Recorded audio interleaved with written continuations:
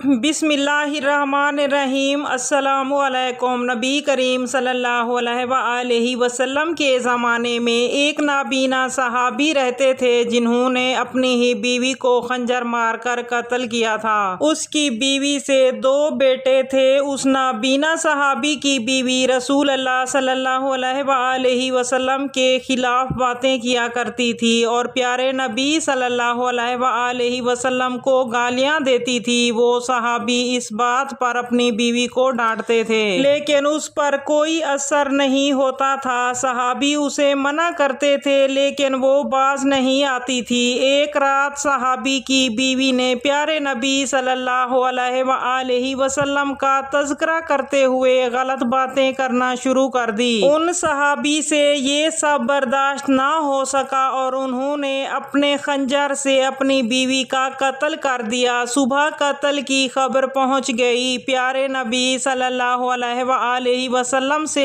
جب اس قتل کا تذکرہ کیا گیا تو پیارے نبی صلی اللہ علیہ وآلہ وسلم نے سب لوگوں کو جمع کیا اور مجمع سے مخاطب ہو کر فرمایا، میں اللہ تبارک و تعالیٰ کی تعریف بیان کرتا ہوں اس آدمی کے لیے جس پر میرا حق ہے، اس کام کے بدلے جو اس نے کیا ہے، لہٰذا وہ کھڑا ہو جائے۔ وہ نابینا صحابی لرزتے ہوئے آگے بڑھے اور کہا، اے اللہ کے رسول صلی اللہ علیہ وآلہ وسلم، قتل میں نے کیا ہے۔ وہ میرے بچوں کی ماں ہے اور میری بیوی تھی۔ وہ میرے معاملے میں بہت نرم اور مہربان تھی۔ میرے اس سے 2 بیٹے تھے لیکن وہ آپ کے متعلق بہت غلط بولتی تھی، آپ کو گالیاں دیتی تھی۔ میں نے اسے بہت سمجھایا لیکن وہ باز نہ آئی۔ میں نے اسے کئی بار ڈانٹا لیکن اس پر کوئی اثر نہ ہوا۔ پچھلی رات اس نے آپ کے متعلق بکواس شروع کر دی تو میں نے اپنا خنجر اٹھایا اور اسے قتل کر دیا۔ رسول اللہ صلی اللہ علیہ وآلہ وسلم نے فرمایا، خبردار ہو جاؤ لوگو اور گواہ ہو جاؤ، اس عورت کا خون ضائع ہے۔ آپ صلی اللہ علیہ وآلہ وسلم عام طور پر جنگوں میں حکم دیتے تھے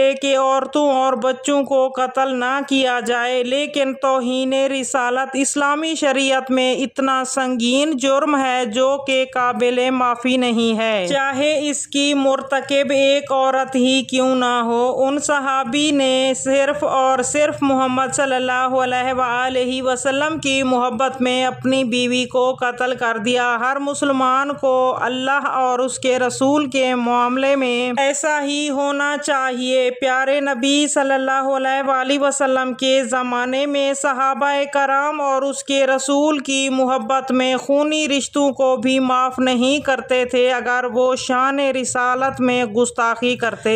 ایک صحابی حضرت عمیر رضی اللہ تعالیٰ عنہ کی ایک بہن تھی۔ جب حضرت عمیر رضی اللہ تعالیٰ عنہ نبی صلی اللہ علیہ وآلہ وسلم کے پاس جانے کے لیے نکلے تو ان کی بہن رسول اللہ صلی اللہ علیہ وآلہ وسلم کے بارے میں بکواس کرتی اور گالیاں دیتی۔ وہ مشرک تھی، لہٰذا ایک دن حضرت عمیر رضی اللہ تعالیٰ عنہ یہ سب برداشت نہ کر سکے اور انہوں نے تلوار اٹھائی اور بہن کے پاس آئے، پھر اسے قتل کر دیا۔ اس عورت کے بیٹے کھڑے ہو گئے، چیخنے چلانے لگے اور کہنے لگے، ہمیں معلوم ہے کہ کس نے قتل کیا ہے، یہ کیسے ہوا کہ ہماری ماں قتل کر دی گئی جبکہ اور لوگوں کے ماں باپ مشرک ہیں۔ جب حضرت عمیر رضی اللہ تعالیٰ عنہ کو خطرہ لاحق ہوا تو وہ نبی صلی اللہ علیہ وآلہ وسلم کے پاس آئے، سارے معاملے کی خبر دی۔ آپ صلی اللہ علیہ وآلہ وسلم نے فرمایا، کیا تو نے اپنی بہن کو قتل کیا ہے؟ اس صحابی نے کہا، ہاں۔ آپ صلی اللہ علیہ وآلہ وسلم نے پوچھا، تو نے اسے کیوں قتل کیا ہے؟ حضرت عمیر رضی اللہ تعالیٰ عنہ نے جواب دیا کہ وہ آپ کو برا بھلا کہہ رہی تھی، مجھے تکلیف دیتی تھی، آپ کے بارے میں بہت غلط باتیں کرتی تھی۔ آپ صلی اللہ علیہ وآلہ وسلم نے